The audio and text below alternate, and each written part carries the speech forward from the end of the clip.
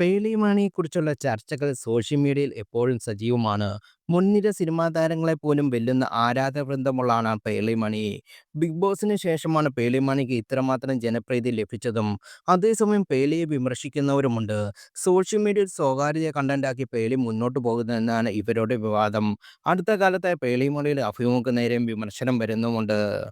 സ്വന്തം യൂട്യൂബ് ചാനലിൽ പേളി നടത്താൻ ഷോയിൽ നിരവധി പ്രമുഖ താരങ്ങൾ അതിഥിയായും എത്താറുണ്ട്.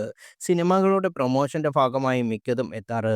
പൊതുവെ ഓൺലൈൻ മീഡിയകൾക്ക് പ്രൊമോഷൻ അഭിമുഖങ്ങൾക്ക് വന്നാൽ ആങ്കർ സിനിമയെക്കുറിച്ച് സംസാരിക്കാതെ വ്യക്തിപരമായ കാര്യങ്ങൾ ചോദിക്കുമെന്ന വിമർശനമുണ്ട്. എന്നാൽ പേടിയൊരു കാര്യത്തിൽ അതിനപ്പുറമാണ് വിമർശനം. അതിഥികളുടെ വ്യക്തിപരമായ കാര്യങ്ങൾ കേൾക്കാനും പേലയ്ക്ക് താല്പര്യമില്ല.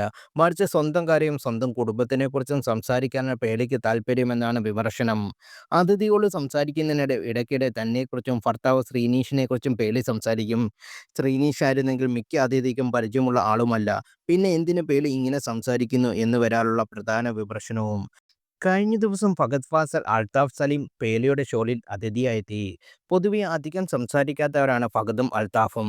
പേലിയുടെ പല ചോദ്യങ്ങളെയും കുറിച്ച് വാക്കുകൾ മാത്രമായിരുന്നു ഉത്തരം. അൽതാഫ് സംവിധാനം ചെയ്യുന്ന ഫഹദ് നായകനായി എത്തുന്ന ഓടും കുതിര ചാടും കുതിര എന്ന സിനിമയുടെ പ്രൊമോഷന്റെ ഭാഗമായിട്ടാണ് ഇരുവരും അഭിമുഖത്തിൽ എത്തിയതും. സിനിമയെക്കുറിച്ചും കരിയറിനെക്കുറിച്ചുമെല്ലാം പേലി ചോദിക്കുന്നുമുണ്ട്. എന്നാൽ ഇരുവർക്കും കുറച്ച് വാക്കുകളെ മറുപടിയുള്ളൂ. രണ്ട് ഇൻട്രോവേർട്ടിനെ വെച്ച് ഒരു മണിക്കൂറിലുള്ള അഭിമുഖം നടത്തിയ പേലിയെ സമ്മതിക്കണമെന്ന് ആരാധകർ പറയുന്നു.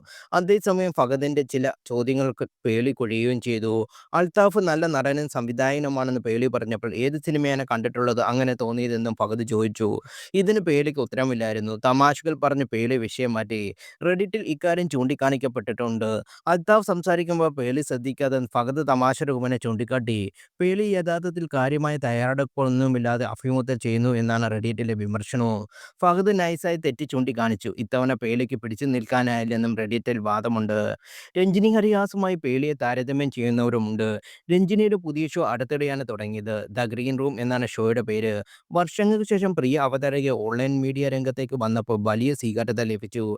രഞ്ജിനി വളരെ പ്രൊഫഷണലായിട്ടാണ് അഭിമുഖങ്ങൾ കൈകാര്യം ചെയ്യുന്നതെന്നാണ് നെറ്റിസൺസ് പറയുന്നത്. കരിയറിൽ ശക്തമായ തിരിച്ചുവരവുള്ളതിനുള്ള ശ്രമത്തിലാണ് രഞ്ജിനി ഹരിദാസ് ഇപ്പോൾ.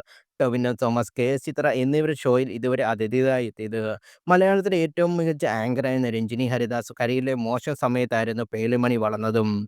ബിഗ് ബോസിലെ ഒരു ജനപ്രീതി രഞ്ജിനിക്ക് ഏറെ ഉപകരിച്ചു. ബിഗ് ബോസിൽ മലയാളം ഒന്നാം സീസണിൽ രഞ്ജിനിയും പേളിമണിയും മത്സരാർത്ഥികളായി എത്തിയിരുന്നു. പേളിക്കാണ് ഷോയിൽ ജനപിന്തുണ കൂടുതൽ ലഭിച്ചതും.